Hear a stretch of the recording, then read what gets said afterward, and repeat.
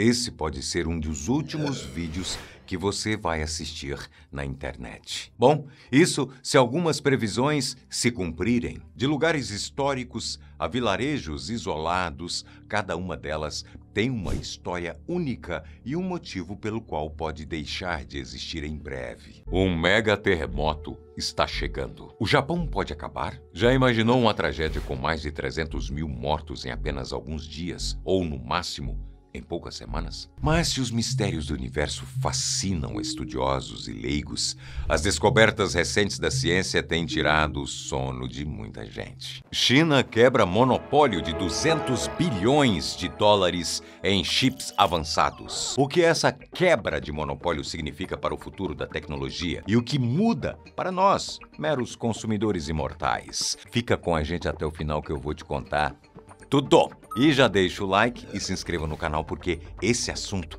ainda vai render muito por aqui. Bora lá?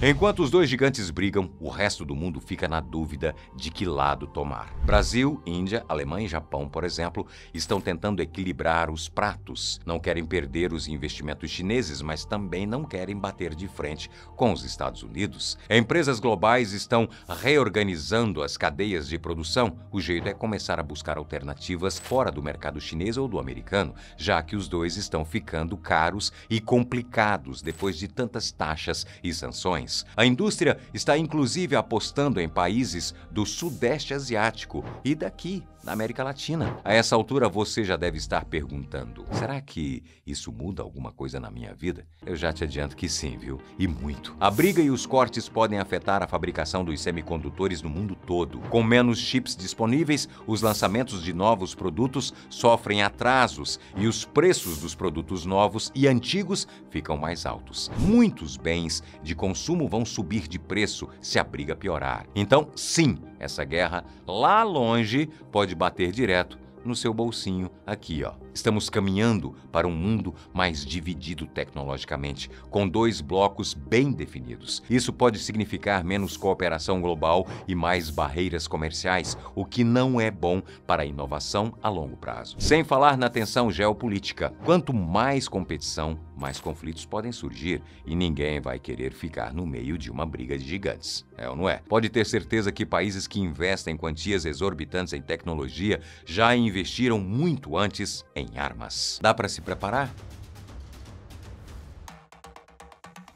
Todo esse bafafá na ciência dos astros nos faz imaginar como seria acordar, tentar checar o WhatsApp e nada, ir pro Instagram e tá travado, abrir o navegador e ver bem grande na tela sem conexão. E para piorar, o micro-ondas não liga, o ventilador parou e a geladeira tá com cara de que vai deixar tudo estragar. O apagão chegou. O que fazer num momento como esse? Fica tranquilo que nós vamos te passar umas dicas para você se virar numa possível selva offline. Antes de tudo, se você tem arquivos importantes, fotos, vídeos, trabalhos, projetos, salva tudo em HD externo, em HD físico mesmo, porque se o sistema cair e a internet for junto, você pelo menos não perde o que importa para você. Outra opção para não depender tanto da nuvem para tudo é montar uma rede mesh local, com roteadores que falam entre si. Dá para manter comunicação entre os aparelhos da sua casa, mandar arquivos ou acessar um servidor interno. Pode parecer coisa de hacker, mas tem tutorial para tudo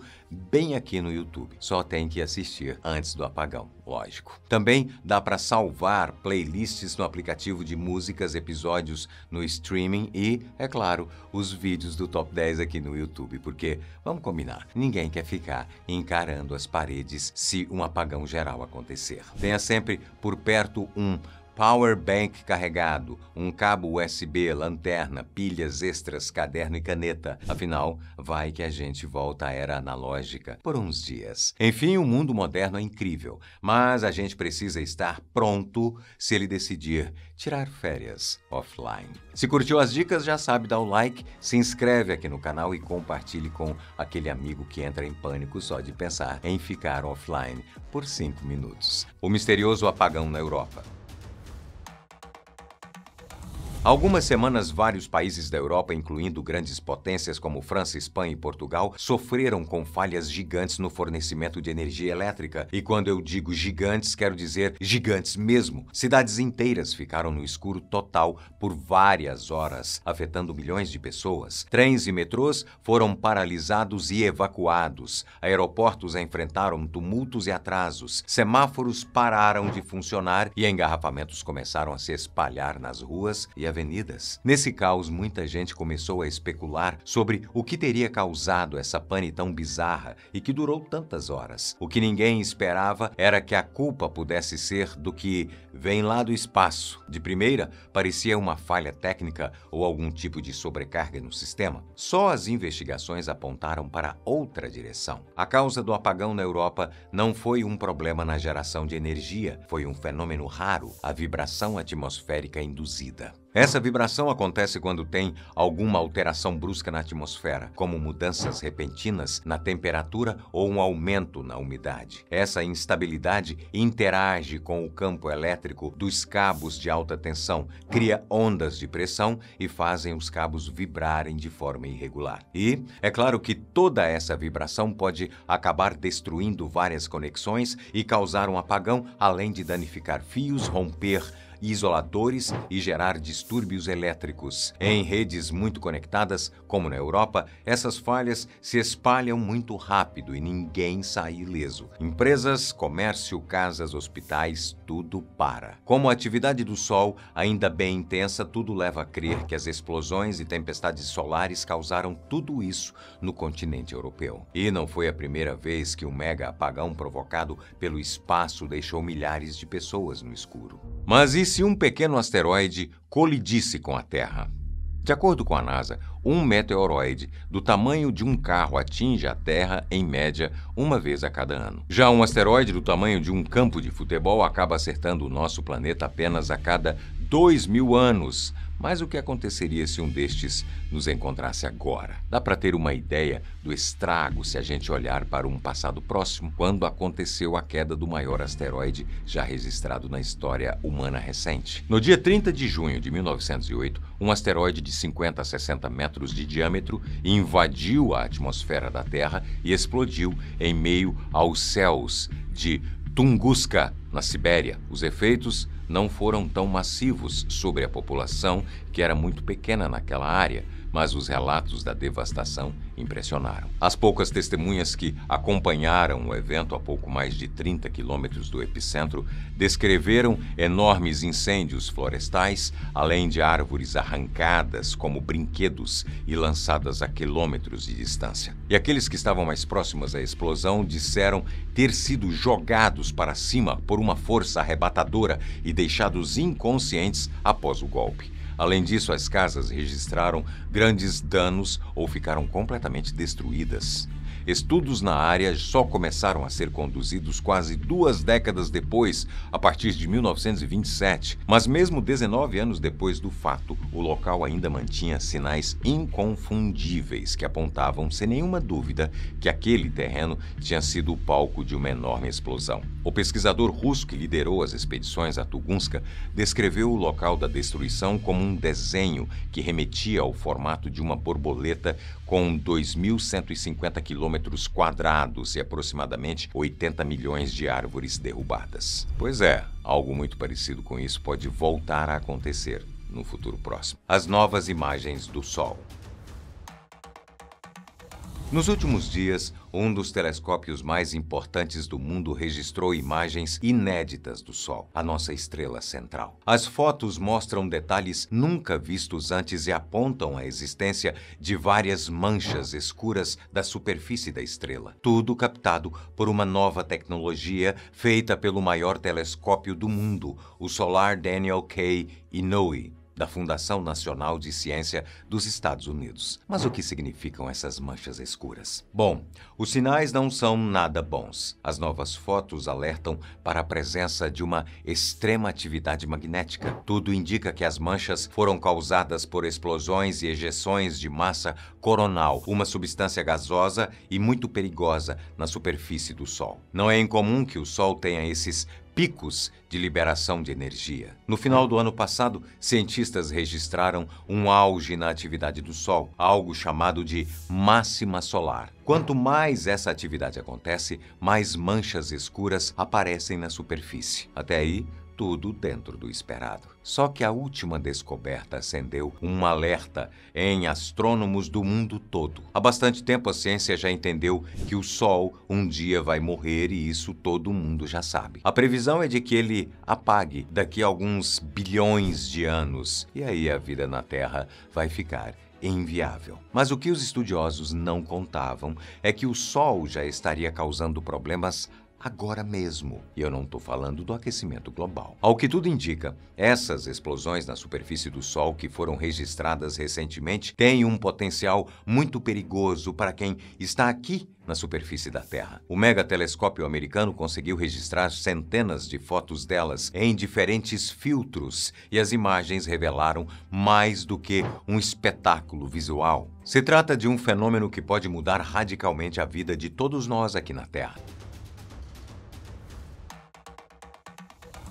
Se esse laser der certo, a China vai poder construir chips avançados sem depender dos holandeses da ASML. E esse vai ser um golpe duro para os americanos. Isso porque, enquanto a China corre para se tornar totalmente independente, o governo americano está atirando para todos os lados na tentativa de controlar o mundo e frear o crescimento chinês. O governo Trump estava há só um mês no poder. Agora, em fevereiro de 2025, quando anunciou um pacote de restrições severas contra empresas chinesas de tecnologia, o foco? Atingir em cheio a produção de chips avançados e de inteligência artificial. O Departamento de Comércio americano atualizou a lista de empresas banidas do território e incluiu mais 12 companhias chinesas, dizendo que elas estariam fazendo uso militar da tecnologia e praticando vigilância em massa. Entre as empresas banidas está, por exemplo, a Team Microtech, que vinha crescendo com força no setor de semicondutores e não parou por aí. Em março, o Congresso americano aprovou uma lei que proíbe o uso de carros elétricos chineses em frotas públicas. Isso porque modelos como os da BYD estavam entrando forte no mercado e com preços super competitivos. Os parlamentares justificaram a medida dizendo que ela é uma forma de proteger a indústria americana, ou seja, de fechar o portão antes que o cavalo, ou a China, passe. Até o TikTok está na mira. Agora, em abril, os Estados Unidos apertaram o cerco de vez e deram um prazo de 9 meses para a ByteDance, dona do TikTok, vender a operação americana da plataforma. Se a ByteDance não fizer isso, vai ser banida de vez dos celulares dos americanos. As tentativas americanas de se manter como a maior potência são várias, mas com a China partindo para cima da tecnologia holandesa, não tem muito que Trump possa fazer. O que você acha? Podemos estar presenciando o fim do Império Americano ou não devemos subestimar o poder dos Estados Unidos? Além da disputa comercial e tecnológica, China e Estados Unidos vivem em cabo de guerra por várias outras questões. Acusações de espionagem, influência política e o calcanhar de Aquiles, Taiwan. Esse pedacinho de terra no Pacífico pode ser a gota d'água que vai fazer a tensão transbordar. Isso porque a China vê Taiwan como parte do seu território. Já os Estados Unidos, mesmo sem reconhecer oficialmente Taiwan como um país independente, mandam armas e apoio para a região. Isso deixa os chineses bem irritados, digamos assim. Se um dia a China decidir invadir Taiwan, aí o caldo pode entornar de verdade. Se isso acontecer, existe chance real de uma guerra? Bom, Tecnicamente, sim. Uma provocação mais forte, um erro de cálculo ou uma decisão impulsiva pode transformar a Guerra Fria da China com os Estados Unidos num verdadeiro incêndio. Ainda mais com navios de guerra cruzando o Mar do Sul da China, caças voando perto das fronteiras e líderes dos dois lados soltando farpas na imprensa. Mas, na prática, a chance de uma guerra ainda é bem baixa. Uma guerra envolvendo potências nucleares é tipo uma roleta russa de luxo. Os dois lados têm armamento nuclear, exércitos treinados e armados, capacidade cibernética e economias fortes. Se um for para cima do outro, é prejuízo garantido. E não é só prejuízo financeiro, seria um caos global com impacto na alimentação, energia, segurança, saúde. Tudo seria impactado em escala global. A Guerra Fria moderna que acontece agora é mais sobre influência, dominação econômica e tecnológica e menos sobre tanques e mísseis. O palco principal é digital, diplomático e comercial. É uma Guerra Fria 2.0, que a princípio não traria retorno se passasse a envolver artilharia de verdade. Claro, a gente não pode descartar um cenário mais tenso no futuro, principalmente se a política interna de um dos países pender para o lado mais radical. Mas, por enquanto, o mais provável é que a disputa continue nesse clima de tensão controlada, tipo dois jogadores de xadrez profissional se encarando, prontos para um checkmate, mas sem precisar explodir as peças para vencer a partida. Mas que o clima tá tenso? Tá, e muito. E é bom ficar de olho no tabuleiro e nos jogadores. Para entender esse movimento da China, a gente precisa dar um passo atrás e olhar o contexto. Há quase uma década, Estados Unidos e China vivem uma espécie de guerra fria tecnológica. Não é só uma disputa comercial, não. É uma briga para decidir quem vai liderar o futuro da inovação, da inteligência artificial, do 5G, dos carros elétricos, da computação quântica e os semicondutores ou chips, como a gente conhece, são o coração de tudo isso. Os semicondutores estão dentro do seu celular, carro, máquina de lavar, computador e até da sua geladeira. Quem controla a produção e a distribuição desses chips tem poder, muito poder. E aí que a disputa fica séria. Desde o final da Segunda Guerra Mundial, os norte-americanos dominaram a produção dos chips quase sem concorrência. Só que a China, que já vinha investindo em educação tecnológica, reuniu esforços pesados do governo e da indústria para superar os Estados Unidos no cenário global. Os chineses criaram empresas como a SMIC, a Corporação Internacional de Fabricação de Semicondutores, aumentaram o financiamento público, incentivaram pesquisa e desenvolvimento e criaram políticas para reduzir a dependência de fornecedores estrangeiros. Em 2018, o governo americano até impôs algumas sanções às empresas de tecnologia chinesas que reagiram com mais investimento. Mas foi só agora, em 2025, que a China realmente mostrou a que veio. O país nunca esteve tão empenhado em vencer a guerra tecnológica. E nós vamos te dizer o motivo. Donald Trump. Desde que Trump voltou à presidência dos Estados Unidos, as provocações e retaliações contra os chineses aumentaram muito. E a China não quer perder tempo para dar uma resposta às sanções que vem sofrendo. O governo Trump está limitando o acesso do país às tecnologias avançadas, está bloqueando vendas de equipamentos essenciais para a fabricação de chips e pressionando empresas a não venderem semicondutores de última geração para os chineses. De um lado, os Estados Unidos estão tentando ativamente impedir que a China avance tecnologicamente. Já a China quer cortar o cordão umbilical com o Ocidente no setor tecnológico e não vai medir esforços para isso. O plano é simples, pelo menos no papel: parar de importar chips, máquinas e softwares e fazer tudo em casa. Tudo dentro do território chinês. Mas será que isso é possível? Um apagão perto de nós é possível? Recentemente, em 2022, o bilionário Elon Musk resolveu lançar alguns satélites no espaço. Ele só não escolheu muito bem a data e o resultado foi esse aí. Poucos dias depois do lançamento, moradores do Caribe registraram uma chuva brilhante nos céus. Cerca de 40 dos 49 satélites lançados foram destruídos e caíram de volta na Terra. Imagina esse prejuízo. Pelo menos não caiu na casa de ninguém e não feriu nenhuma pessoa. Você deve estar se perguntando: Ok, esses efeitos mais graves acontecem lá nos Estados Unidos, Canadá e Europa, mas o Brasil não está meio fora dessa rota? A resposta é sim e não. O campo magnético da Terra funciona como um escudo. Ele é mais forte perto do Equador, onde o Brasil está, e mais fraco nos polos, tipo região do Ártico. Por isso, os países do hemisfério norte são geralmente os mais afetados pelas tempestades solares. Porém, e sempre tem um porém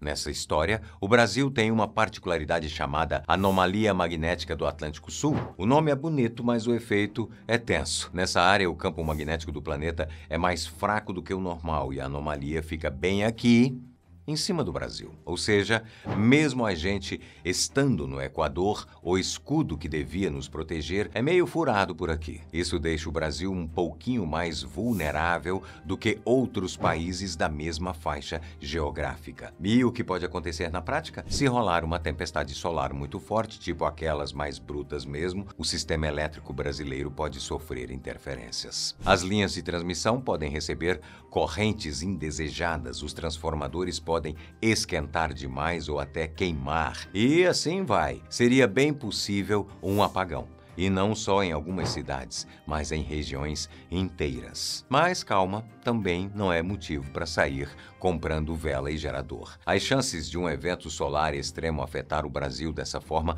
são baixas, mas não são impossíveis. Os astrônomos e as agências espaciais vivem monitorando o Sol 24 horas por dia. Se algo muito grande acontecer lá em cima, tem como se preparar aqui embaixo, desligar partes do sistema elétrico por precaução, proteger satélites, redirecionar aviões e por aí vai. Então, resumindo, sim, o Brasil pode sofrer com os efeitos de uma tempestade solar, especialmente por causa da nossa querida anomalia magnética do Atlântico Sul, mas a chance disso causar um apagão catastrófico é pequena. Ainda assim, é bom ficar de olho no Sol. Ele é bonito, mas de vez em quando tem uns surtos que podem mexer com a vida da gente aqui na Terra. As piores tempestades solares. O apagão de Quebec aconteceu em 13 de março de 1989 e foi uma verdadeira catástrofe para a província canadense. Tudo por causa dela, uma super tempestade solar. No caso de Quebec, a tempestade foi tão forte que as correntes induzidas geraram sobrecargas nas redes elétricas de toda a região. Isso causou falhas nos transformadores e em outros equipamentos cruciais da rede elétrica. O sistema não estava preparado para lidar com esses picos de energia e o resultado foi um apagão massivo que durou mais de 9 horas. Durante esse tempo, aproximadamente 6 milhões de pessoas ficaram sem eletricidade. E o impacto não foi só em Quebec. O apagão afetou também partes do norte dos Estados Unidos, incluindo cidades como Nova York e outros estados da região. Felizmente, a tempestade solar não foi tão forte a ponto de causar danos irreversíveis, mas ela mostrou como a infraestrutura elétrica pode ser vulnerável a fenômenos naturais. Depois disso, engenheiros e autoridades começaram a prestar mais atenção no risco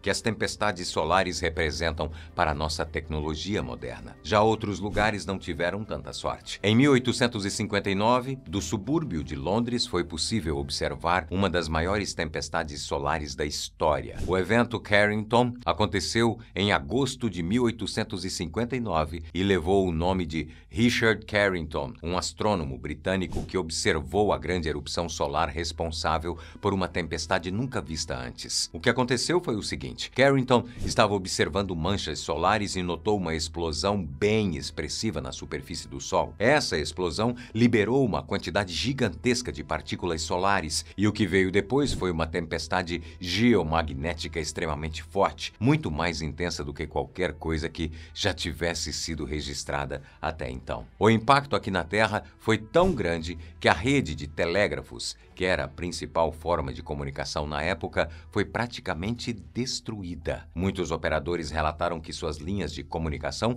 começaram a disparar faíscas e algumas estações até pegaram fogo por causa do excesso de corrente elétrica gerada pela tempestade solar. Existem relatos de pessoas que conseguiram até ver auroras boreais em regiões onde elas nunca haviam sido vistas antes, como em Cuba e no Havaí. Já deu para entender que se algo como o evento Carrington acontecesse nos dias de hoje, o impacto seria muito mais grave, né? Diferente dos telégrafos, a tecnologia moderna depende totalmente dos satélites, sistemas de comunicação via rádio e redes elétricas altamente interconectadas. Uma tempestade solar dessa magnitude poderia causar literalmente um apagão global e deixar todo mundo sem energia elétrica e comunicação. Já imaginou? Voltar a usar velas, mandar cartas, você conseguiria se adaptar? O blackout total. Quando você pensa em tempestade, logo vem à mente chuva, trovões, raios e relâmpagos, não é? Bem, acontece que, fora da Terra, tempestade é outra coisa, e uma coisa muito mais séria. No caso do Sol, por exemplo, uma tempestade significa a explosão de partículas superaquecidas, tipo uma bomba mesmo. Essas explosões podem gerar ventos extremamente fortes e levar pedaços de partículas a milhões de quilômetros de distância, e isso não é pouca coisa, não. Isso porque o Sol é uma bola de gás imensa, 109 vezes maior que a Terra. E ele solta energia o tempo todo. E não é só aquela luz que a gente consegue ver daqui de baixo. Ele também libera constantemente partículas como se fosse uma chuva de energia cósmica. Essas partículas viajam pelo espaço a uma velocidade absurda e, às vezes, esse fluxo fica mais intenso, formando o que a gente chama de tempestade solar. E o que acontece quando uma tempestade solar chega aqui na Terra? Bom, a primeira coisa que ela acerta em cheio é a tecnologia. Os satélites e os sistemas de comunicação são os mais atingidos. Quando a radiação do Sol chega perto da nossa atmosfera, ela pode destruir sinais de GPS, sistemas de navegação e até mesmo deixar você sem sinal de celular ou internet por um bom tempo. E não para por aí. Se a tempestade for muito forte, ela pode causar danos irreversíveis aos satélites que ficam em nossa órbita. E aí as consequências são bem mais desastrosas. Algo desse tipo poderia causar um apagão mundial e deixar o planeta todo desconectado. Mas você deve estar se perguntando se o Sol libera partículas toda hora e tempestades solares são comuns, como um mega desastre ainda não aconteceu. É que o nosso planeta é protegido por um campo chamado magnetosfera que impede que as rajadas solares nos atinjam. Uma prova fascinante desse fenômeno de proteção são as famosas auroras boreais. Elas são muito mais do que um espetáculo no céu. As auroras são responsáveis por refletir a intensidade das tempestades que vêm do Sol e deixar a Terra protegida do fogo. Só que essa proteção não vai durar para sempre. O astrofísico Peter Becker, da George Mason University, comprovou com estudos que o Sol está num momento de atividade mais intensa e isso deve durar até 2028. Se o Sol ficar superaquecido e as explosões se intensificarem, o astrofísico prevê que pode acontecer uma grande ejeção de massa coronal. Eu te expliquei no início do vídeo, lembra? Esse fenômeno gasoso em que o Sol libera plasma e partículas eletricamente carregadas. E se isso chegar por aqui, pode literalmente carbonizar todos os tipos de equipamentos eletrônicos, incluindo a infraestrutura que possibilita o acesso à internet, gerando um verdadeiro caos global. Acha muito improvável? Bom, alguns cientistas apostam que o último superapagão que rolou na Europa, agora em 2025, já foi consequência do avanço das tempestades solares. Será? A estratégia chinesa é investir quantias bilionárias em inovação e reduzir a dependência de tecnologias estrangeiras, principalmente americanas. O lançamento do Big Fund Tree, um fundo de investimento de 47 bilhões de dólares, é um marco nessa virada chinesa. Com o fundo, o país está fortalecendo a indústria interna de semicondutores e dando suporte para as empresas nacionais investirem na tecnologia dos chips. Gigantes como Intel, Qualcomm e Nvidia, que tinham a China como maior mercado consumidor, estão começando a ficar preocupadas. Com a China apostando nesse plano de dupla circulação, onde a indústria chinesa produz e vende tecnologia internamente, a dependência do mercado externo só diminui e os prejuízos são incalculáveis. Em outras palavras, o Vale do Silício teme que a China atinja seu objetivo maior, se tornar autossuficiente em tudo o que for estratégico e, com isso, quebrar muitas empresas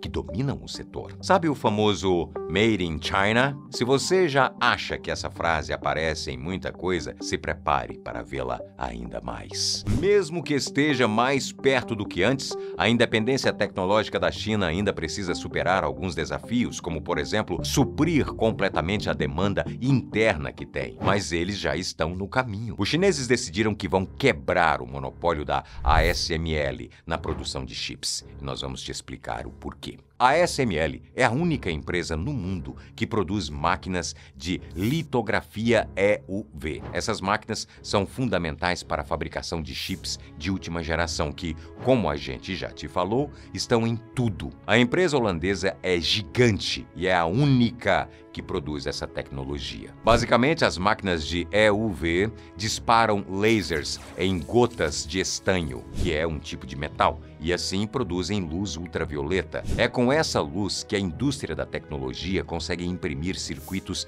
microscópicos dentro dos chips. Sem a empresa holandesa ASML, ninguém consegue aperfeiçoar técnicas e fazer chips cada vez mais modernos. Nem China, nem Rússia, nem Estados Unidos, ninguém, nada, nobody, nadie. Bom, pelo menos até hoje. Bagunçando essa hegemonia, a China apresentou uma nova tecnologia que está chocando o mundo e deixando os Estados Unidos em estado, assim, de nervos. Os cientistas chineses estão desenvolvendo uma máquina alternativa para imprimir os circuitos dentro dos chips, uma tecnologia que eles chamam de LDP. Resumindo, em vez de usar o laser holandês exclusivo e caríssimo, os chineses estão criando o próprio laser. O LDP usa descargas elétricas para vaporizar as gotas de estanho e criar a luz necessária para fabricar os semicondutores. E tem mais, o LDP chinês promete ser menor, mais barato e consumir menos energia do que o EUV holandês. E é claro, vai ser 100% made in China, exatamente como o país de Xi Jinping quer. O Cinturão de Fogo, a área mais perigosa do planeta Terra. O Cinturão de Fogo, também conhecido como Círculo de Fogo do Pacífico, é uma das regiões mais instáveis e perigosas do planeta. Com mais de 40 mil quilômetros de extensão que percorrem desde a costa das Américas até o Sudeste Asiático, a faixa remete à forma de uma ferradura e reúne 75% dos vulcões ativos ou temporariamente adormecidos existentes na Terra. Além disso, 90% de todos os terremotos registrados no planeta ocorrem neste traçado. Em média, os sismógrafos captam algum tipo de abalo a cada 5 minutos. Mas o que explica uma atividade sísmica tão desproporcional quando comparada à de outras partes do mundo? Essa grande concentração de abalos acontece porque o cinturão de fogo está localizado exatamente nas fronteiras entre diferentes placas tectônicas que estão constantemente se movimentando ao redor do planeta de maneira muito, mas muito lenta. E sempre que estas bordas interagem, elas liberam uma quantidade de energia capaz de gerar tremores que nós humanos sentimos na forma de terremotos. Estes encontros entre placas tectônicas podem ser classificados entre 3 tipos principais. Os limites divergentes são aqueles em que 2 placas tectônicas se afastam uma da outra, criando fendas na crosta terrestre, de onde é comum emergir magma do manto para a superfície da Terra. Esse magma resfria até se solidificar, criando uma nova faixa de crosta. Nos limites transformantes, as placas deslizam como se estivessem roçando entre si, cada uma num sentido diferente. Já nos limites convergentes, 2 ou mais placas se aproximam e colidem umas nas outras, criando zonas de subducção, onde a placa mais pesada desliza para baixo da placa vizinha, o que pode dar origem a vulcões, montanhas e outros acidentes geográficos. Essa sobreposição frequentemente acontece entre uma placa oceânica, geralmente mais densa, e uma placa continental, mais fina e mais leve. E é exatamente o que acontece na costa do Japão. Mas o problema por lá é especialmente grave porque o país está numa zona que parece parece um cenário perfeito para catástrofes naturais. Isso se deve ao fato de que o Japão não se situa sobre o limite de apenas 2, mas sim 4 placas tectônicas convergentes: a placa euroasiática, a placa norte-americana, a placa das Filipinas e a placa do Pacífico. Todos estes choques acabam fazendo da Terra do Sol nascente um local extremamente vulnerável a terremotos. E eles atingem o país o tempo todo. Em média, os sismógrafos do país registram 1.500 eventos sísmicos todos os anos por lá. É verdade que muitos deles sequer são sentidos pelos japoneses. Mesmo assim, não são poucos os terremotos capazes de causar grandes estragos, porque cerca de 20% de todos os tremores com magnitude igual ou superior a 6.0 de todo o mundo ocorrem justamente no Japão. O mais destrutivo, já registrado nos mais de 2.000 anos de história do país, aconteceu há pouco mais de um século, quando o Japão mudou para sempre. Que tamanho de asteroide traz risco à vida na Terra?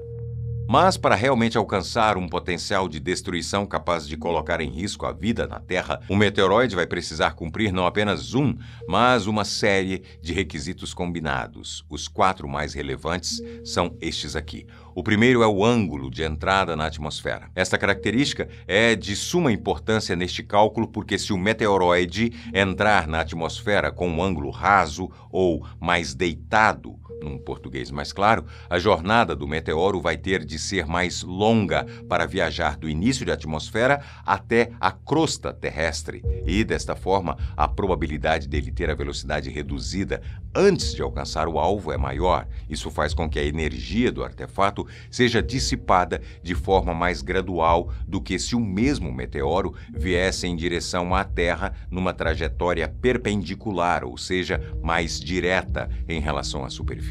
Um meteoroide que estiver descendo num ângulo mais deitado tende a desintegrar numa altitude maior se comparado a outro em queda livre num ângulo de 90 graus em relação ao solo, o que levaria a um impacto com resultados menos catastróficos. O pesquisador de ciência planetária Gareth Collins, do Imperial College de Londres, diz que qualquer material que chegar à atmosfera num ângulo próximo a 90 graus deposita mais energia sobre uma parte menor da atmosfera. Isso faz com que ele também se aproxime mais do chão antes de transferir a maior parte de sua energia para o ar. O quanto mais próximo do solo acontece a explosão, maior será a onda de força que vai atingir a superfície da Terra. O segundo fator importante a ser analisado é o local onde o meteoro vai cair. A boa notícia para nós é que, estatisticamente, as rochas que chegam do espaço têm uma altíssima probabilidade de atingir o oceano ou alguma outra área muito remota e pouquíssimo habitada. E mesmo que a população mundial já ultrapasse as 8 bilhões de pessoas, a maior parte dos continentes ainda permanece com grandes vazios sem a presença de humanos, o que deve fazer com que nós sejamos poupados de um eventual impacto. Admitindo a hipótese de queda no oceano, a gigantesca massa de água poderia ser capaz de absorver colisões de rochas com mais de 100 metros de diâmetro, desde que essas pedras hipotéticas caíssem sobre um ponto suficientemente longe do litoral. O impacto produziria ondas gigantes, os famosos tsunamis, mas se isso acontecesse em coordenadas remotas, as ondulações provavelmente se dissipariam até virar marolas, bem antes de chegar às regiões de costa. O terceiro quesito é a velocidade do meteoroide. A violência do impacto e a força da onda de choque dependem muito de caso para caso, porque estes objetos se movem pelo sistema solar com rapidez muito variada.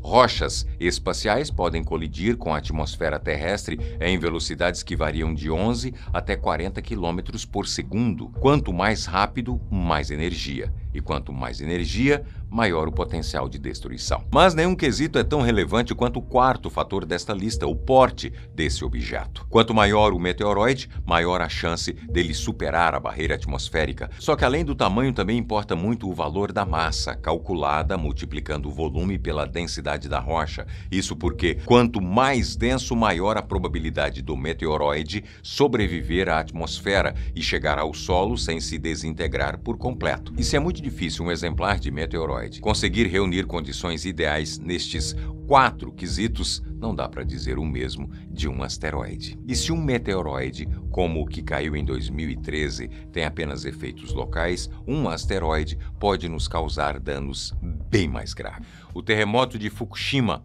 e o desastre de 2011. Às 2h46 da tarde de 11 de março de 2011, um terremoto de magnitude 9.0, o terceiro maior já registrado no planeta até hoje, atingiu a costa leste do Japão. O tremor foi tão impactante que chegou a ser sentido em pontos mais de 2.000 quilômetros distantes dali, como na Rússia, Petropavlovsk, Kamchatsky, em Taiwan, Kaohsiung, e na China, Pequim. O epicentro foi localizado a 130 quilômetros do litoral, em uma ruptura na região conhecida como a Fossa do Japão, causada por um choque no limite entre a placa eurasiática e a placa do Pacífico. Essa área específica é conhecida por sua alta atividade sísmica e também pela alta incidência de tsunamis. E foi exatamente o tsunami e não tanto o terremoto em si o responsável direto por causar um novo episódio de terror. Uma série de ondas gigantes assolou as cidades da costa, atingindo especialmente a região de Tohoku,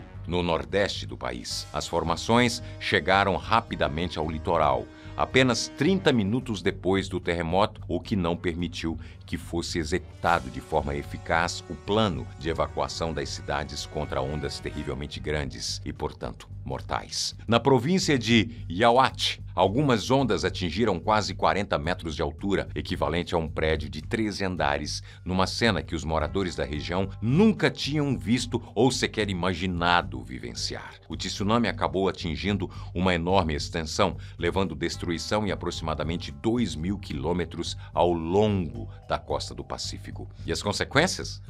É claro, foram catastróficas. Milhares de vidas foram perdidas num piscar de olhos. Danos ambientais severos foram registrados e uma gigantesca parte da infraestrutura do país acabou destruída, como se as construções tivessem sido feitas de papel. Os números oficiais da tragédia dão dimensão à catástrofe. Mais de uma década depois, as autoridades contabilizam aproximadamente 20.000 mortes e mais de 2.500 pessoas ainda desaparecidas, que provavelmente também perderam a vida. Além disso, outras 6.000 pessoas ficaram feridas. Falando das perdas materiais, mais de 20.000 casas foram completamente destruídas e mais de 1 milhão de prédios foram danificados com alguma intensidade. E o ponto-chave aqui é que cerca de 98% dos danos foram causados pelo tsunami e não pelo terremoto em si, o que reforça o poder destrutivo da água. E se engana redondamente quem pensa que o efeito ficou apenas no Japão.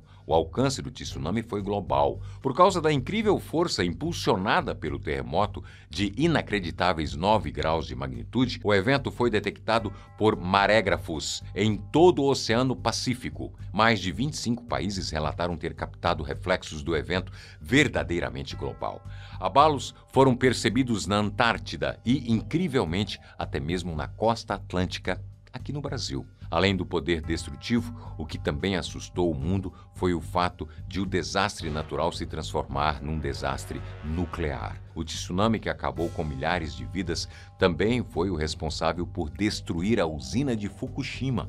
A violência das ondas destruiu a infraestrutura local e acabou cortando a energia e interrompendo sistemas cruciais para o resfriamento de 3 reatores responsáveis diretos pela estabilidade e pela segurança do local. Sem isso, a usina entrou em colapso. Foram detectados danos no núcleo do reator e liberações significativas de material radioativo. O episódio foi classificado com o nível 7, o mais alto na escala internacional de eventos nucleares, simplesmente o mesmo patamar do desastre de Chernobyl.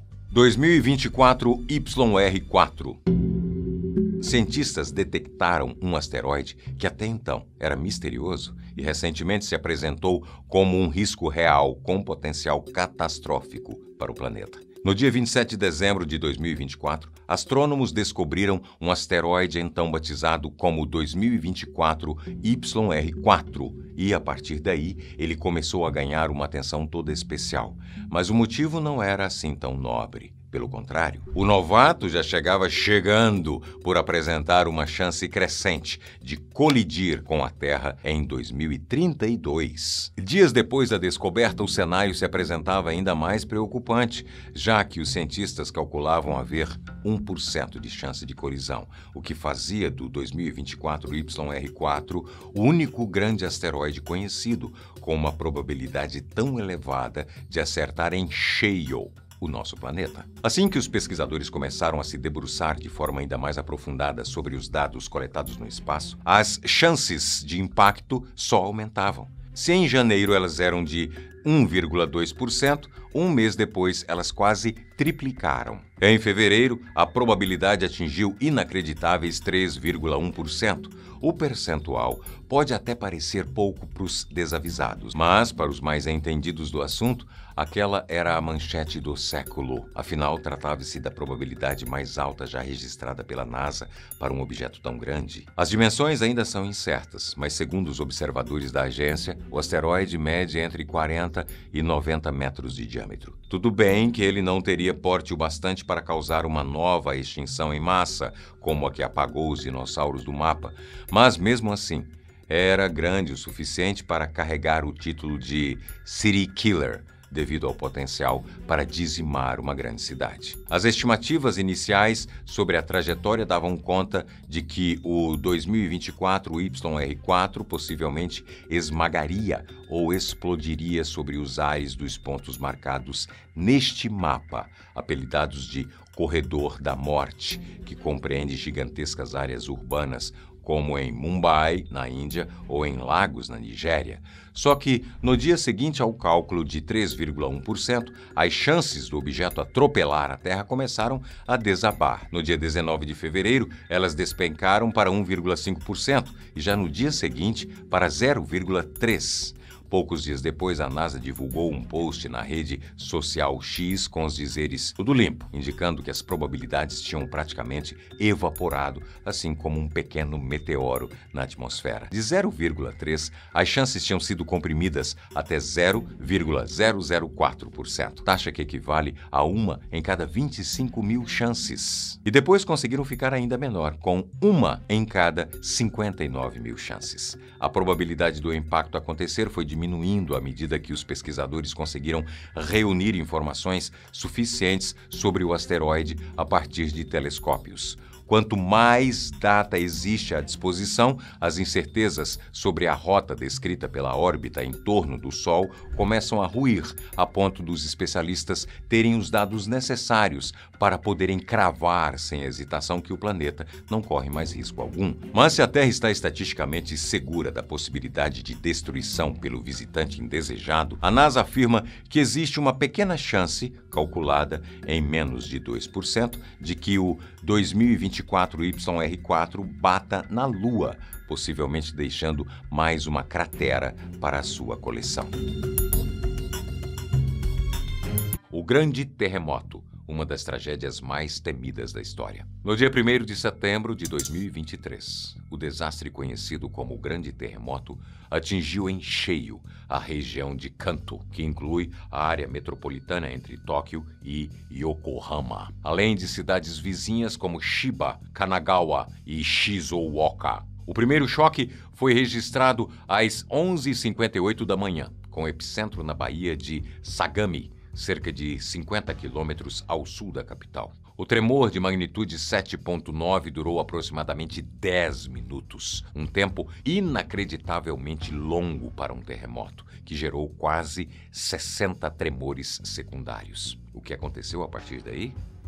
Nem aqueles filmes de fim do mundo poderiam prever. Como o terremoto ocorreu quase no horário do almoço, muitas pessoas estavam cozinhando em fogões de carvão ou de lenha. Durante o tremor, esses fogões tombaram e causaram incontáveis incêndios. Para piorar, os ventos naquele momento eram muito fortes, o que contribuiu para as chamas se espalharem de forma extremamente rápida. O cenário já ganhava sinais de apocalipse quando estes redemoinhos se juntaram e formaram um furacão em chamas com velocidade estimada de 150 km por hora que simplesmente varreu a cidade de Tóquio. Muitos japoneses morreram de formas horríveis. Vários deles não tiveram nem a chance de tentar escapar, já que ficaram com os pés presos no asfalto derretido. A maior concentração de mortes aconteceu quando mais ou menos 38 mil pessoas lotavam um espaço aberto no centro da cidade em busca de um local seguro. Mesmo assim,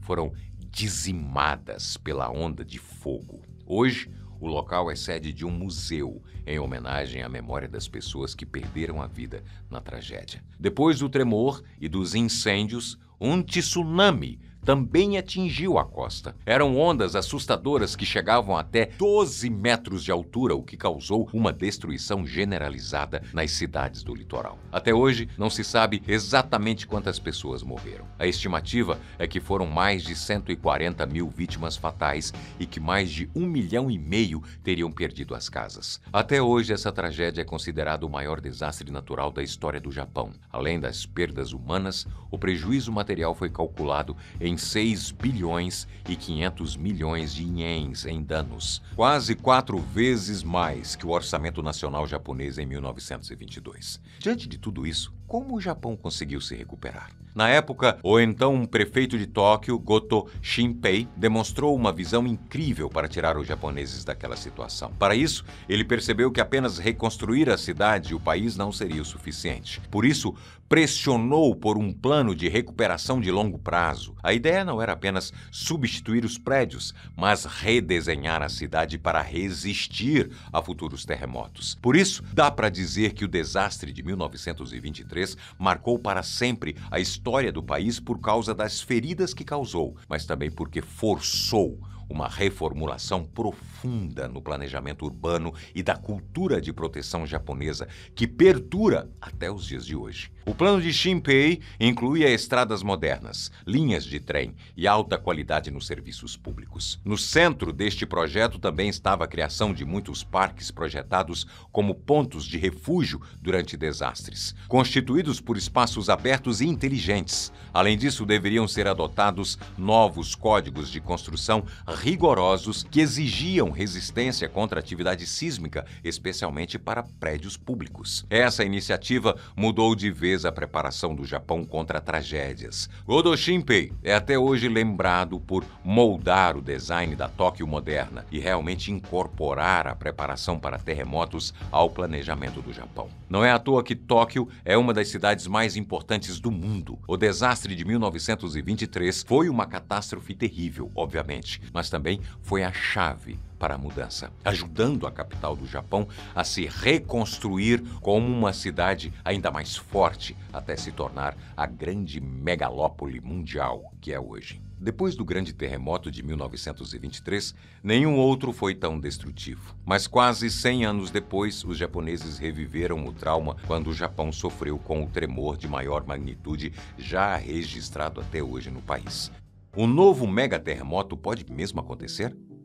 Se um terremoto de magnitude 9.0 causou essa destruição com o epicentro dentro do mar, imagine o poder de destruição de um tremor da mesma intensidade, só que em terra firme. Pois essa é a grande preocupação, com um potencial megaterremoto na fossa de Nankai. Mas o que é exatamente a fossa de Nankai? Trata-se de outra grande zona de subducção que se estende ao longo da costa sul do Japão. Ela vai da baía de Suruga, perto do monte Fuji, até a ilha de Kyushu. Essa espécie de fosso marca o ponto onde a placa tectônica do Mar das Filipinas mergulha sob a placa eurasiática, numa área que tem uma longa história de tremores.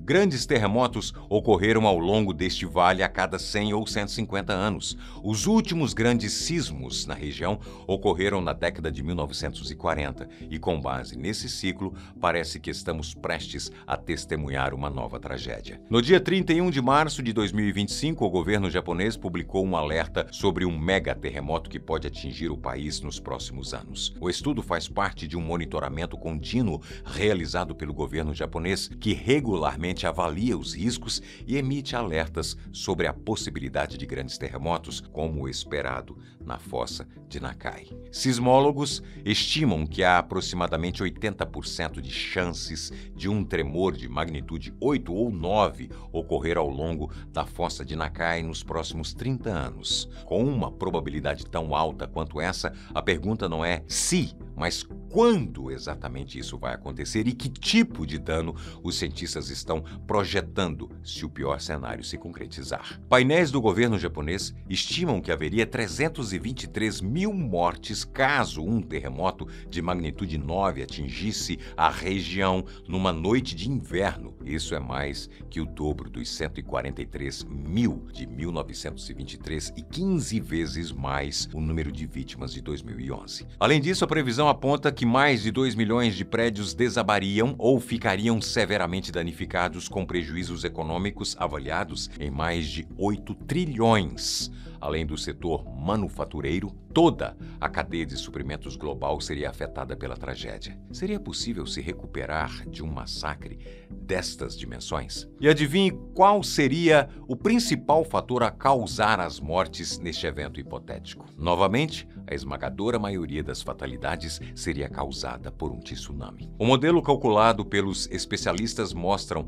potenciais ondas gigantes de 10 metros ou mais, atingindo inclusive a capital Tóquio e ao menos outras 12 cidades da região. Se 10 metros já são assustadores o suficiente, saiba que elas não serão as piores. Em outras áreas próximas à região de Shizuoka, os cientistas projetam que as ondas ultrapassariam os 30 metros, podendo chegar a absurdos 34 metros em determinados locais. Isso quer dizer que estas ondas seriam ainda maiores do que as registradas em 2011. E, além disso, há mais um fator preocupante: o movimento de longo período do solo. Mas o que é isso? Pense em uma onda de terremotos mais lenta. Elas não afetam tanto assim os prédios menores, mas podem fazer arranha-céus balançarem de forma significativa, mesmo em pontos muito distantes do epicentro do tremor. E isso seria extremamente perigoso em cidades verticalizadas, repletas de prédios como Tóquio ou Osaka, mesmo que o terremoto aconteça no mar. Além do risco de desabamentos, mesmo em um país com a infraestrutura adaptada, a queda de móveis e outros objetos pelas janelas poderiam potencializar os ferimentos e tornar a evacuação de prédios altos ainda mais difícil e perigosa. Logo, as fatalidades poderiam vir diretamente dos tremores, dos tsunamis e também do LPGM, o Long Period Ground Motion, que em português seria traduzido como movimento terrestre de longo prazo. Mas não só. São esperadas mortes relacionadas ao pós-desastre, que vem atingir principalmente as pessoas em abrigos com condições precárias de moradia e sem assistência médica adequada. As projeções para essas mortes também são muito altas. Potencialmente até 52 mil pessoas podem perder a vida nestas condições. E isso apenas destaca o imenso desafio de gerenciar as consequências. E quanto às evacuações? Os modelos projetam que mais de 12,3 milhões de habitantes tenham de ser evacuados em apenas uma semana. Isso quer dizer que o equivalente a 10% da população japonesa precisaria de abrigo e apoio, e o custo econômico para bancar essa estrutura deve ser astronômico, acima dos 270 trilhões de ienes, equivalente a 11 trilhões de reais na cotação de abril de 2025. Esse valor é o dobro do orçamento anual japonês. Precisar de um valor deste tamanho de uma só vez seria um golpe econômico sem precedentes depois de um desastre natural sem precedentes. Projeções tão severas tornam o prognóstico extremamente preocupante, mesmo com a experiência do Japão em prevenção de riscos. As medidas adotadas ao longo de décadas certamente fizeram diferença nas previsões, com construções mais reforçadas, mas a projeção mais recente de número de mortos é só um pouco menor do que apontavam as estimativas de cerca de 10 anos atrás. Isso significa que as metas de redução de risco não foram totalmente cumpridas e que, apesar dos esforços, o potencial de ameaça de um evento destas proporções é simplesmente enorme e ainda há muito trabalho a ser feito. E aí? Você já presenciou algum terremoto? Viveu essa experiência? Conta pra gente aqui nos comentários onde você viveu essa experiência assustadora e como é que você reagiu. Você acredita que a previsão dos cientistas, quase uma profecia, vai se cumprir logo? Ou você acha que o Japão ainda vai ter tempo de se preparar melhor para sobreviver a um cataclisma deste porte? Nós, do Top 10, estamos permanentemente ligados nos principais fatos da ciência, para fazer você mergulhar no que de mais interessante e impressionante acontece no nosso planeta. Quantos asteroides já colidiram com a Terra? A Terra é bombardeada a todo momento por rochas vindas do espaço. E isso é muito mais comum do que se pensa. Mas, como a vida não é um filme de Hollywood, você nem percebe quando isso acontece. Inclusive, várias delas podem estar chegando exatamente agora, enquanto você assiste esse vídeo. Estima-se que incríveis 25 milhões de fragmentos espaciais entram na atmosfera terrestre todo dia. Segundo a NASA, 44 toneladas de material meteorítico caem sobre o nosso planeta a cada 24 horas. Mas, para nossa sorte, quase todo esse entulho é incinerado a ponto de virar pó e desaparecer ainda antes de atingir o chão. Essa confusão de pedras consiste em um conjunto de objetos planetários que orbitam o nosso Sol e formam uma espécie de trânsito espacial caótico que, vez ou outra, termina com alguns, digamos, acidentes. Entre os objetos estão 3 tipos diferentes de corpos. Os asteroides são objetos rochosos relativamente pequenos que, quando vistos por meio de um telescópio, parecem pontos luminosos. A maioria deles é encontrada numa formação que fica entre as órbitas de Marte e Júpiter e tem o nome de cinturão de asteroides.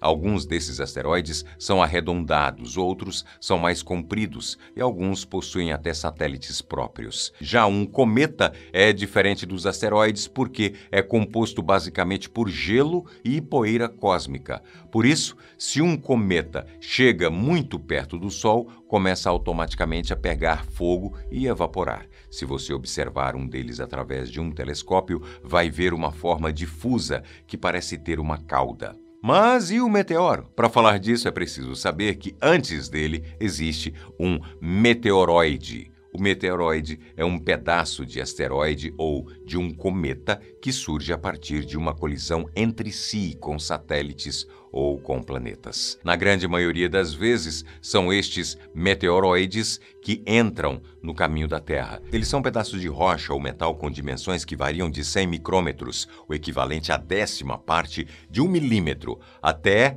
10 metros de largura. Quando meteoroides entram na atmosfera de um planeta, eles mudam de forma e também de nome.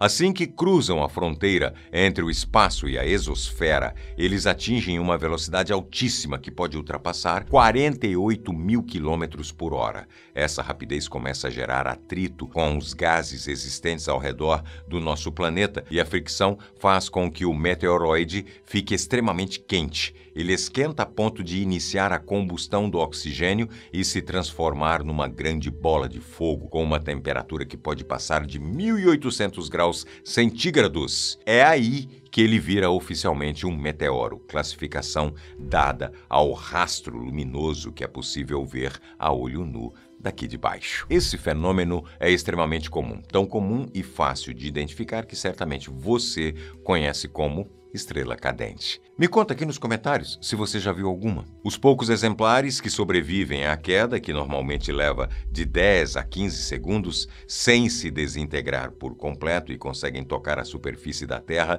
são os chamados meteoritos. Em resumo, os três conceitos são diferenciados com base em sua localização. Os meteoroides são encontrados no céu, os meteoros no planeta Terra e os meteoritos na superfície dos planetas. Os meteoritos, aliás, geralmente chegam ao fim da sua jornada, que eu acabei de descrever, com um tamanho igual ou até menor que o punho de uma pessoa adulta, o que representa menos de 5% da dimensão que o objeto originalmente tinha ainda no espaço. Mas é claro que existem exceções à regra e alguns exemplares superam com folga estas medidas. Aliás, a queda do último grande meteorito registrado pelo homem aconteceu há relativamente bem pouco tempo, às 9h20 da manhã do dia 15 de fevereiro de 2013. Moradores da cidade de Chelyabinsk, na Rússia, testemunharam a queda de um meteoro que não passaria despercebido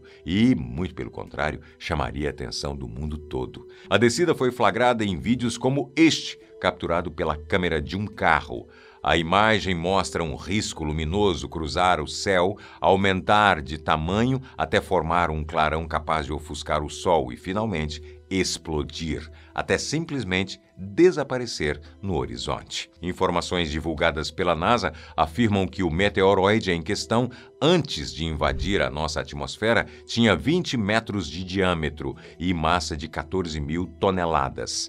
Ainda segundo a agência, o objeto explodiu a cerca de 30 quilômetros da superfície terrestre. E mesmo a uma distância considerável como esta, os efeitos sentidos por quem estava no chão foram nada sutis, viu? E, para falar a verdade, foram bem assustadores. A explosão liberou uma quantidade de energia equivalente a 440.000 toneladas de TNT, aproximadamente 30 vezes mais do que a bomba atômica lançada pelos Estados Unidos em agosto de 1945 na cidade japonesa de Hiroshima, em um dos últimos atos da Segunda Guerra Mundial. Felizmente, a explosão nos céus de Chelyabinsk aconteceu longe o suficiente do solo. Isso permitiu que a maior parte dessa energia fosse absorvida pela atmosfera. Mas, mesmo assim, o impacto foi sentido intensamente por quem estava em terra firme. O estrondo causado pelo colapso do meteoro criou uma onda de choque potente o bastante para causar danos numa área de 200 milhas quadradas e atingir 6 cidades da região. O prejuízo financeiro ultrapassou a quantia de 1 milhão de rublos depois que milhares de prédios registraram abalos na estrutura e mais de 1.600 pessoas foram parar no hospital com ferimentos causados pelos vidros das janelas que se espatifaram de forma generalizada. O maior meteorito, ou seja, o maior fragmento localizado na região por conta deste episódio, foi encontrado dentro do lago Chebarkul. O pedaço de rocha de origem alienígena media cerca de 1,5 metro. Quando os cientistas foram verificar a massa de rocha, a balança utilizada chegou a apontar 570 quilos, mas quebrou antes mesmo de terminar a pesagem. O artefato pode até empolgar os amantes da ciência, mas também pode servir como um lembrete da nossa vulnerabilidade em meio às ameaças do espaço. Isso porque as autoridades informaram que se a explosão deste mesmo meteoro tivesse acontecido a uma altitude um pouco menor, ou até mesmo se o meteoro não tivesse explodido e em vez disso conseguido tocar diretamente o chão, os danos seriam muito maiores, com o potencial de causar um impacto maior do que qualquer outro registrado na história humana até hoje. Lembrou de alguma que eu não mencionei aqui? Conta pra gente aqui nos comentários. Enquanto houver vida na Terra, o Top 10 vai estar aqui para te contar as histórias mais impressionantes de que se já ouviu falar. E se você ainda não faz parte dos quase 9,5 milhões de seguidores que fazem parte da nossa comunidade, se inscreva no nosso canal para fortalecer o nosso trabalho e ajudar a gente a trazer cada vez mais conteúdo de qualidade. Clique no sininho para não perder nenhum dos nossos vídeos e, é claro, deixa o like nesse vídeo. Até a próxima.